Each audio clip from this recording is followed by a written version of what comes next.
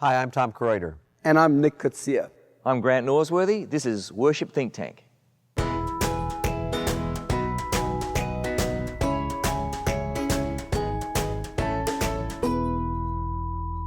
All right, guys, ready for another question? Let's do it. Let's do it. Here we Do go. I push this? No, you not do? that. This. That's it. My name is Vince Godfrey. I'm the Director of Worship, Arts, and Music at First United Methodist Church, O'Fallon, Illinois, in the United States. In the past, I was new at a church and found that many of the worship team members only were in church on the days that they were scheduled to serve. Do you have any thoughts about that? Ooh, Look at that. wow. Notice Okay. he walked into that situation. I can tell from his facial expression that it didn't stay like that for long. and none of us would be happy with that. That's not an ideal situation. Not at all. No, not even a little. Yeah. So, how would you guys address that? So that's something he inherited by It sounds he was like it, taking yeah. over a Right. role of worship pastor of that Yeah. church. Yeah, he stepped into there, and that was already going on. I say he's the right man for the job. Yeah. I've gone into a situation like that, and what I've done in my limited experience is I've actually not fired everyone, but in a way have everybody sit down and start again. In other words, a clean slate, because you're inheriting somebody else's administration. Yeah. And so you reevaluate everybody, and even if everyone's back on the team again, it's now with a new, fresh set of policies. And one of those policies has to be that you need to be a committed member of the church.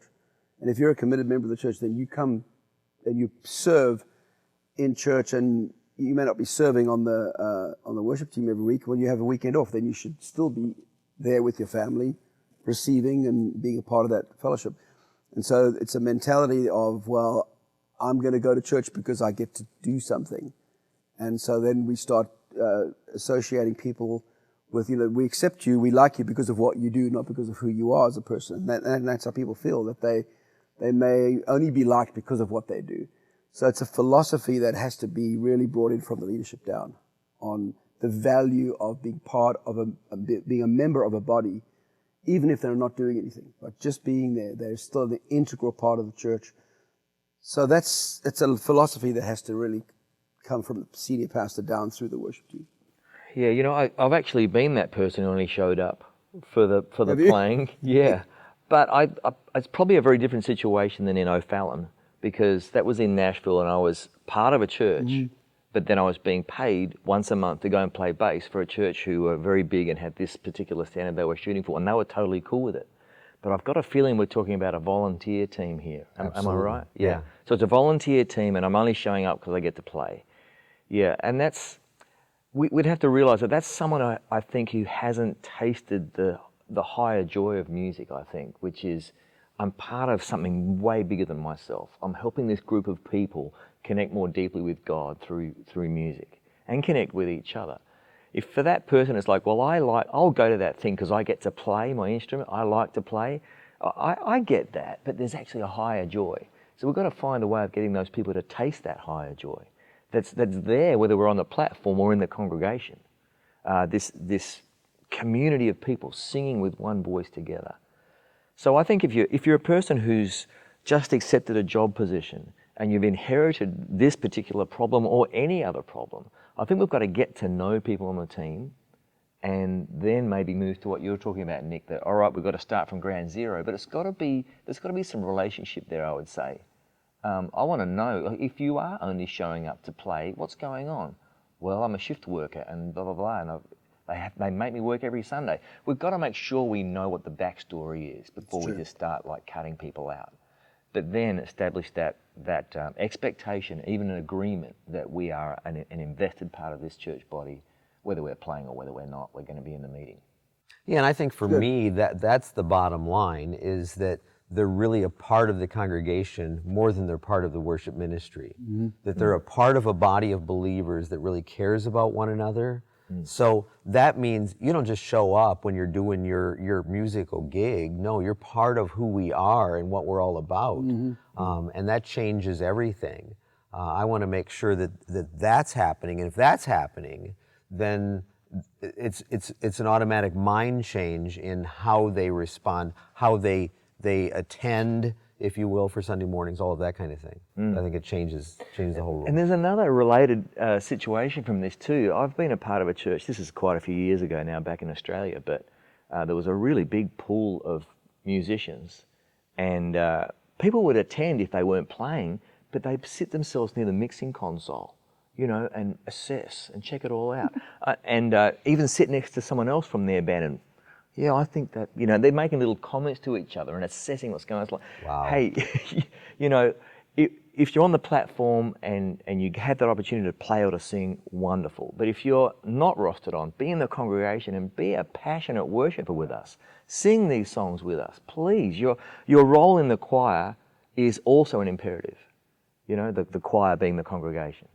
I remember years ago being at a worship conference and a workshop, and the guy that was leading said, what would you do, or how would you respond if your pastor told all of the people in the worship ministry that for a certain period of time, you're just going to sit in the congregation, we're only going to have certain songs with just piano?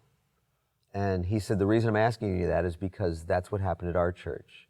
And they recognized that a whole lot of the people that were up on the platform, they didn't know what to do in the congregation. All they knew of what they considered worship was playing their instrument. And so he got them back to the understanding of really worship in, just being a part of the congregation as a part of being up in the front. And it changed their whole perspective, and actually the church grew and flourished in large part because of that whole concept. But that scares me if we think that only our thing up in front is the worship aspect, and that's the only thing that we show up for. Yeah. I want to relate a story that I went through back in 2003. I was with Worship Institute with Lamar Boschman, and Darlene Check was coming to lead worship, and I was on the team, and I figured I'd be playing, and I was in rehearsals, but then the music director, David Holmes, I don't know if you know him, he asked me to sit out, but it wasn't like a reason, and I don't know whether he was testing that, and I had to go, okay, I know that I can play well enough, and I had an option to just go to the back and feel, kind of like left out. And I really felt a sense that there was two meetings. There was an 8 o'clock, and then there was a 5 in the afternoon, and then 7 o'clock. And I thought, no, I'm just going to sit on the front row and just really worship. And I'm glad I did that. And it wasn't like I was trying to say, look how I handled this well, because I really felt it was a genuine thing. And then the next service, they for some reason, they said, oh, Nick, come join us. And it was like, I wondered whether that was just a test of my heart. And there's been other times that I have had the wrong attitude. And I think we need to be able to recognize there's times that maybe we are up there for the wrong reason. Yeah. And you yourself said that.